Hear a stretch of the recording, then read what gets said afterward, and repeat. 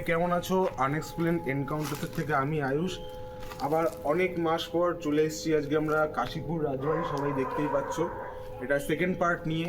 তো আমরা ঠিক আজ থেকে জুন মাসে আমরা এখানে ফার্স্ট পার্ট করেছিলাম, তখন আমাদের কাছে ইএমএ ভিডিওটা ছিল না। তো আজকে আমরা ইএমএ ভিডিওটা নিয়ে সঙ্গে এসেছি কাশীপুর রাজবাড়িতে ভিডিও করতে। আমি ইন্ট্রো ভিডিওতে বলেছিলাম যে আমার পুরনো টিম মেম্বার যারা ছিল তাদের সাথে কোনো কারণে এখন আমরা একসাথে নেই। তো আমি আমার নতুন টিম নিয়ে এসেছি। তো আমি আমার নতুন টিম মেম্বার একজন আছে আমার সঙ্গে, সম্রাটকে আমি ডাকবো আমার পাশে। তো হ্যালো, আমি সম্রাট। আর ক্যামেরাম্যান আরাত্রিকা আছে। আরাত্রিকা একবার ক্যামেরাটা দেখি, ক্যামেরাটা দেখিয়ে দিচ্ছি হাতে দিয়ে ঘুরিয়ে। তো আজকে আরাত্রিকা আছে ক্যামেরাম্যানে। তো আমরা ভিতরটায় যাব, ইএমএফ থাকবে আমাদের সঙ্গে। আমার পকেটে ইএমএফটা আছে, তো আমি ইএমএফটা একবার অন করে দেখিয়ে দিচ্ছি। তো ইএমএফটা আছে আমার সঙ্গে। তো আমরা ভেতরে গিয়ে বাকিটা শ্যুট করছি।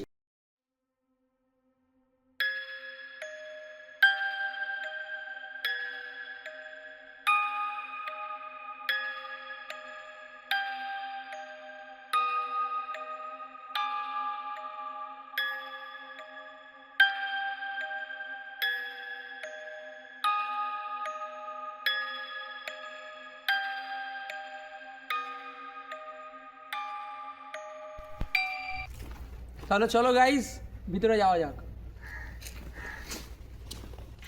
ইএমএফ নিয়ে এবার আমরা ভেতরে এনকাউন্টার করতে যাচ্ছি, চলো যাওয়া যাক।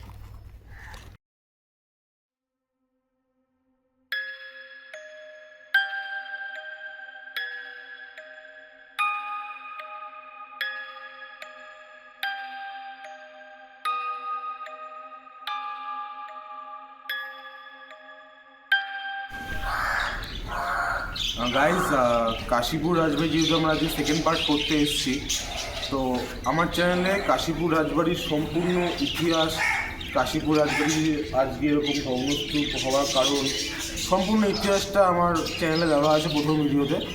তো ওপরের আই লিঙ্কে ভিডিওটা দিয়ে দেওয়া হবে। তো সবাই প্লিজ তাড়াতাড়ি গিয়ে দেখে নেবে, তাহলে বুঝতে অনেকটাই সুবিধা হবে।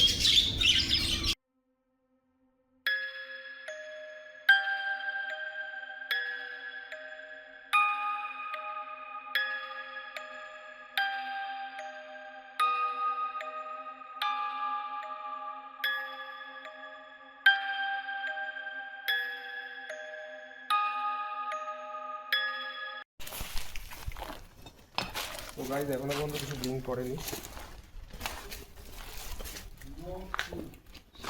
আমরা লাস্টে এই জায়গাটা দেখিয়ে দিচ্ছি, এখানে কিছু যদি থাকে।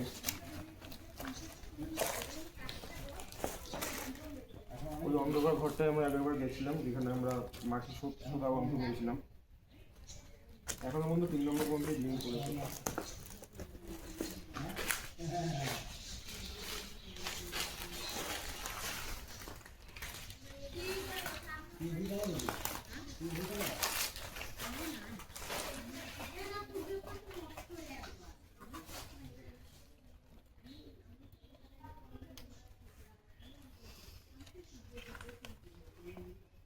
তো গাইস, আমরা এই লোকাল বাসিন্দাদের মধ্যে একটি ছেলেকে আমাদের মধ্যে পেয়েছি।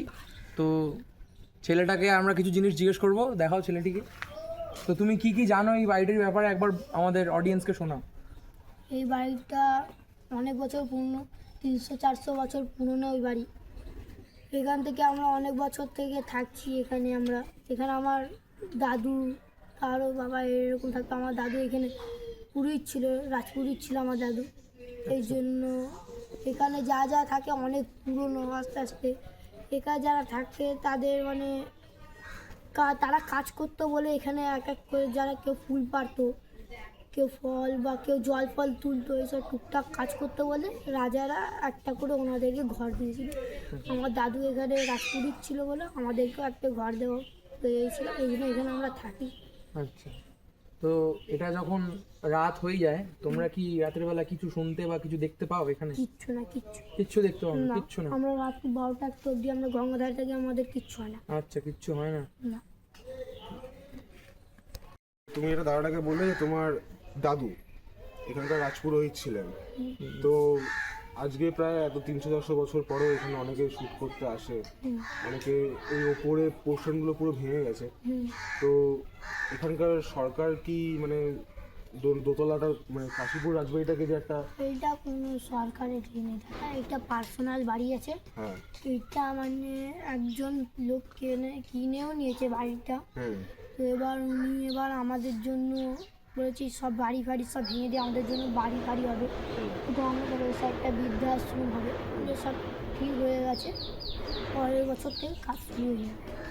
আচ্ছা, অনেক থ্যাংক ইউ ভাইটাকে। তো গাইস আমি আমাদের ভিডিও করা কমপ্লিট। তো ইএমএফ এ কিছু আসেনি সেরকম, লোকাল বাসিন্দাদের সাথে আমরা কথা বললাম। তুমি আগে সম্রাটকে জিজ্ঞাসা করবো ওরা আমাদের সাথে ফার্স্ট টাইম এসে কেমন লাগলো, তুমি বলো। আমার তো খুবই ভালো লাগলো, একটা এক্সপিরিয়েন্স হলো আয়ুষের সাথে এসে, খুব মজা হলো। তো আমি আরাত্রিকাকে এবার মাইকটা দিতে বলবো আর ওকে জিজ্ঞাসা করবো যে কেমন লাগলো। তো আরাত্রিকা আমাদের ক্যামেরাম্যান ছিল এতক্ষণ, তো আমি আরাত্রিকাকে জিজ্ঞাসা করবো কেমন লাগলো তোমার এক্সপিরিয়েন্স। খুব ভালো এক্সপিরিয়েন্স, অনেক মানে ফার্স্ট টাইম এরকম একটা জায়গায় আমাদের কিছু ধরা পড়েনি, বাট এক্সপিরিয়েন্সটা খুব ভালো হয়েছে। এরপর আমরা আরও কিছু